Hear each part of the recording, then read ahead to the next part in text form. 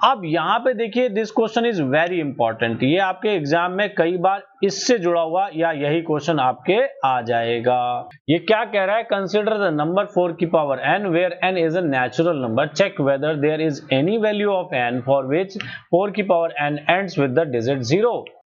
तो इसके लिए पहले हमें यह समझना पड़ेगा कि कोई भी नंबर के एंड में 0 आने का क्या मतलब है।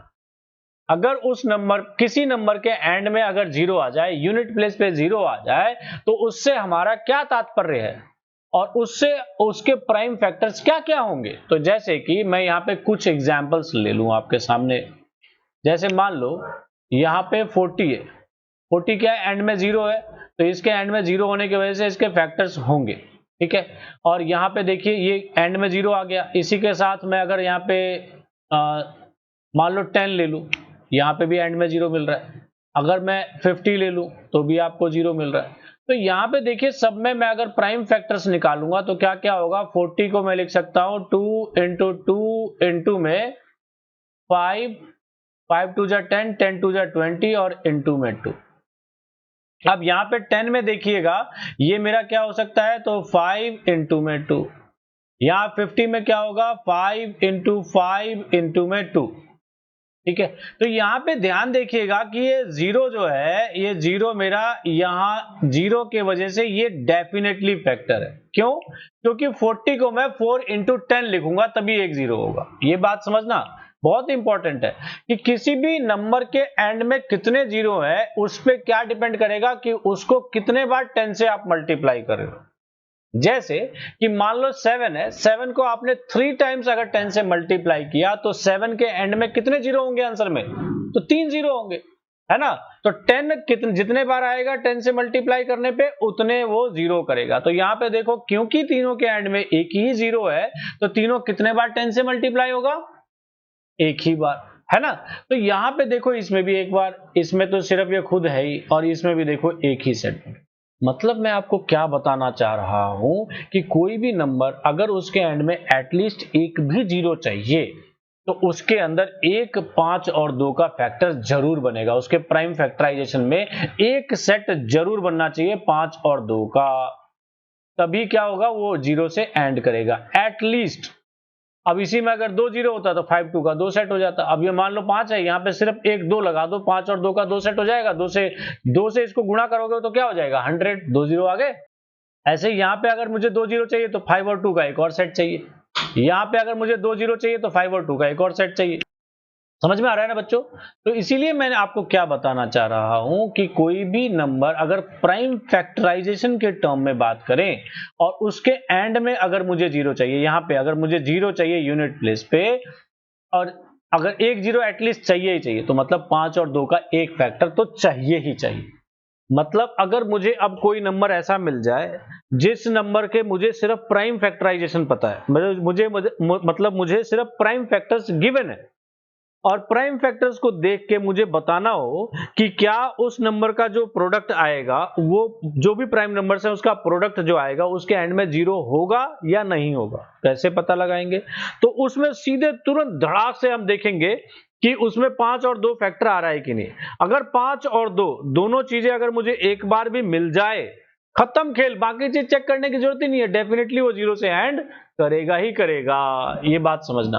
तो वही बात यहां पे पूछ रहा है कि 4 की पावर n, हमारे को ये 4 की पावर n दिया हुआ है और ये क्या कभी 0 से एंड करेगा n के किसी भी वैल्यू पे।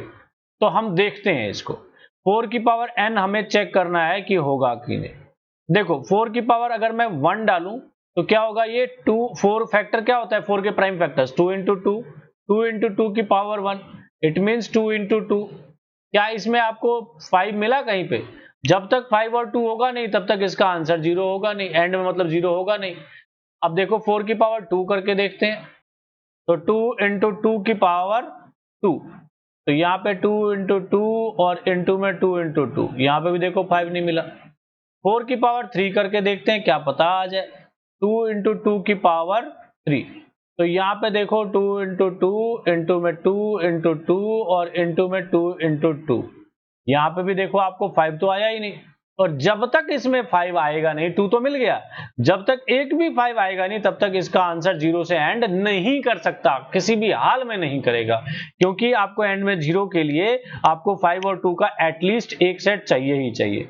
अगर एक 0 तो 5 2 का एक सेट, 2 0। अब देखो जैसे मान लो यहाँ पे मैं कर दूं 100, तो 100 के क्या होगा यहाँ पे 5 इंटू 2 इंटू में 5 इंटू में 2, देखो 2 सेट बन गए, तो इसलिए 5 और 2 के 2 सेट, तो 2 0 लास्ट में।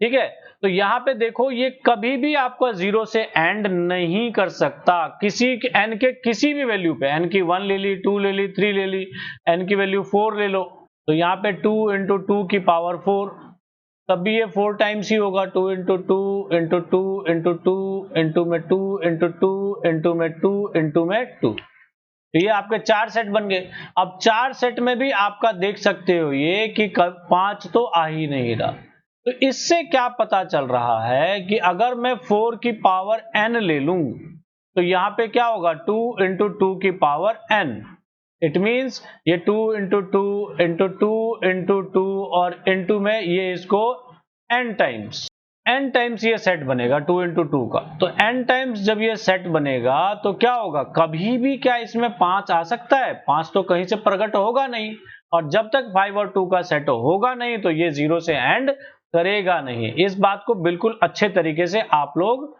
विजुअलाइज कर लीजिएगा। ठीक है, तो देखो इसमें लिखेंगे कैसे स्टेटमेंट, ये बता रहा हूं मैं आपको। लिखेंगे इफ 4 की power n ends with 0, if 4 की power ends with 0 then it must have at least मत लिखो, have 2 and 5 as a factor, मतलब कि अगर 4 की पावर n अगर एंड 0 से कर रहा है तो उसका 2 और 5 का एटलीस्ट एक फैक्टर तो चाहिए ही चाहिए। ठीक है, और यहां पे देखो बट 4 की पावर n नेवर हैव 2 नहीं 2 नहीं, मत सीधे लिखो 5, but never have 5 as a factor, तो उसका ये लिख लो also we know from fundamental theorem of arithmetic fundamental theorem of arithmetic that prime factorization